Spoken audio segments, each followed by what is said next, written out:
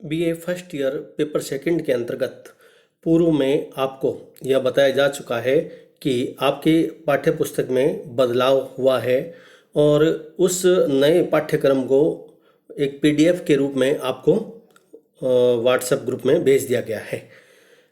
इसके अंतर्गत जो कहानियाँ लगी हुई हैं उसकी हम समीक्षा कर रहे हैं। आज हम शरणदाता कहानी की समीक्षा करेंगे।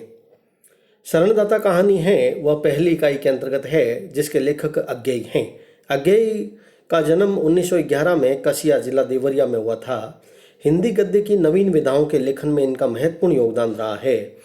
इन्होंने हिंदी साहित्य में एक नई जो परंपरा है कविता के क्षेत्र में उसको स्थापित किया जिसका नाम प्रयोगवाद रखा गया था। इनके महत्वपूर्ण उपन्यासों में शेखर एक जीवनी है, नदी के द्वीप इनकी कविता भी है, नदी के द्वीप और उपन्यास भी है। अपने अपने अजनबी भी इनका एक महत्वपूर्ण उपन्यास है। ये अज्ञेय हैं अपने कहानियों की बजाय कविताओं में अधिक प्रसिद्ध रहे हैं। हरी घास पर क्षण बन बावरा अहेरी, आंगन के पार द्वार इनके प्रमुख कविता संग्रह हैं। इनके जो प्रमुख कहानी संग्रह हैं उनमें भी पथका, कोठरी की बात, जयदोल, ये तेरे प्रतिरूप, शरणार्थी, परंपरा आदि हैं। अज्ञेय की शरणदाता कहानी आज़ादी के साथ देश के विभाजन की त्रासदी से जुड़ी हुई कहानी है। इसमें लेखक ने सांप्रदायिक सद्भाव और आपसी भाईचारा बनाए रखने की प्रेरणा दी है। कहानी के कथानक के अंतर्गत शुरुआत में रफ़ीकुद्दीन द्वारा देवीलाल को रोका जाता है, जो लाहौर में देवेंद्र लाल और रफ़ीकुद्दीन दोनों जो अच्छे दोस्त और पड़ोसी हैं, बंटवारे के कारण दोनों अपना घर बार छोड़कर इधर से उधर जाने को विवश हो रहे हैं और दूसरी तरफ दंगे, हिंसा, आगजनी आदि की घटनाएं हो रही हैं।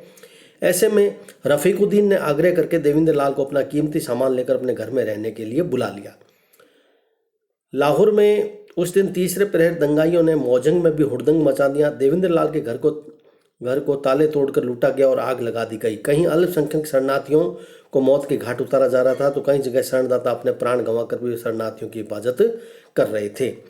रफ़ीकुद्दीन पर देवेंद्र लाल को घर से निकालने का दबाव बना। देवेंद्र लाल को घर में रखने की बात से खफा लोगों ने रफ़ीकुद्दीन को भी मजबूर कर दिया। उसे धमकाया कि उसे घर में न रखें वरना उसके घर को आग लगा दी जाएगी। तब रफ़ीकुद्दीन ने दोस्ती का फर्ज निभाते हुए अपने दोस्त शेख अताउल्ला के गैराज के पास एक कोठरी में ठहरा दिया। देवेंद्र लाल को अंधेरी और एकांत कोठरी में चुपचाप काफ़ी समय तक रहना पड़ा। उसे अताउल्ला के घर से खाना भी मिलता है। खाना आया तो जेबुनिसा द्वारा भेजा गया कागज़ का टुकड़ा निकला जिस पर लिखा था, खाना कुत्ते को खिलाकर खाना। देवेंद्र लाल ने बिलाकर को खाना खिलाए तो जहर के प्रभाव से वह तुरंत मर गया। खाने में जहर की घटना से व्यथित देवेंद्र लाल अपने कुछ कागजात, फोटो आदि लेकर रात में वहाँ से चुपचाप भाग गया और 1.5 महीने बाद दिल्ली पहुंचकर उसने रेडियो पर अपने परिजनों के लिए नाम पते सहित घोषणा करवाई। यह सुनकर जेबुनिसा ने देवेंद्र लाल को चिट्ठी लिखी। उसके सुरक्षित दिल्ली पहुंचने की खुशी जाहिर कर और पिता द्वारा जहर दिए जाने के लिए उसने माफ़ी भी मांगी और साथ में उसने देवेंद्र लाल से प्रार्थना की कि आपके मुल्क में कोई भी अल्पसंख्यक पीड़ित हो तो आप इंसानियत की खातिर उसकी हिफाजत करना।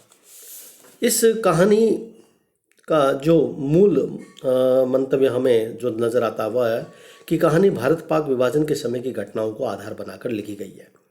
जो पूर्व में आपको बताया जा चुका है कि लाहौर के मौजंग इलाके में एक मुसलमान दोस्त रफ़ीकुद्दीन अपने पड़ोसी मित्र देवेंद्र लाल की काफ़ी मदद करता है, उसे रोकता भी है और अंत में दंगाइयों के द्वारा जब मजबूर कर दिया जाता है तब वह प्राण गंवाकर भी अपने शरणागत की रक्षा करने के लिए काफ़ी हद तक हर संभव कोशिश करता है।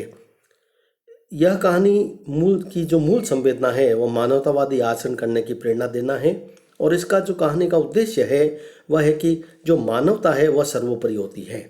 धर्म, जाति, संप्रदाय इन सब से ऊपर है मानव धर्म और इस उद्देश्य की व्यंजना करना ही कहानीकार का एक मुख्य उद्देश्य इस कहानी के अंतर्गत रखा गया है। कहानी पूरी तरीके से जो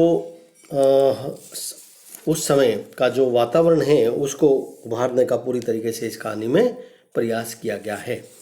कहानी के अंतर्गत जो महत्वपूर्ण प्रश्न बनेंगे उन सभी प्रश्नों को हम एक एक करके अगले व्याख्यान के अंतर्गत उसको हम करने का प्रयास करेंगे।